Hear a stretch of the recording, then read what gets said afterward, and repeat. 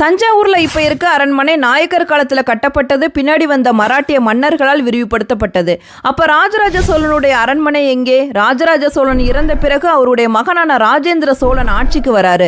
தஞ்சாவூர் தலைநகரத்தை மாத்தி கங்கை கொண்ட சோழபுரத்தை தலைநகரமா ஆக்குறாரு. 1279ஆம் ஆண்டு குலசேகர பாண்டியன் சோழ நாட்டின் மீது படையெடுத்து உறையுறையும் தஞ்சாவூரையும் தீயிட்டு கொளுத்துறான். ராஜராஜ சோழன் உள்ளிட்ட சோழர்களோட அரண்மனைகள், மாடங்கள், மாளிகைகள் எல்லாத்தையுமே இடித்து தரைமட்டமாக்குறான். அதற்கு பின்னாடி வந்த மாலிகப்பூர் படையெடுப்பால் சோழ தேசம் முழுவதுமாகவே அழிந்துவிட்டது. ராஜராஜ சோழனுடைய அரண்மனை எங்கே இருந்தது அப்படிங்கிறது இன்ன வரைக்கும் ஆய்வாளர்கள் மத்தியில கேள்விக்குறியாதான் இருக்கு. ராஜராஜ சோழனுடைய அரண்மனை மட்டும் இப்ப இருந்துச்சுன்னா தஞ்சை பெரிய கோவில் மாதிரியே ராஜராஜ சோழனுடைய அரண்மனையும் பெரிய ஆச்சரியமா தான் இருந்திருக்கும்.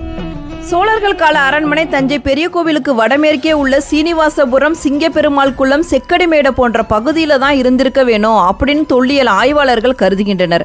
இதை மெய்ப்பிக்கும் வகையில்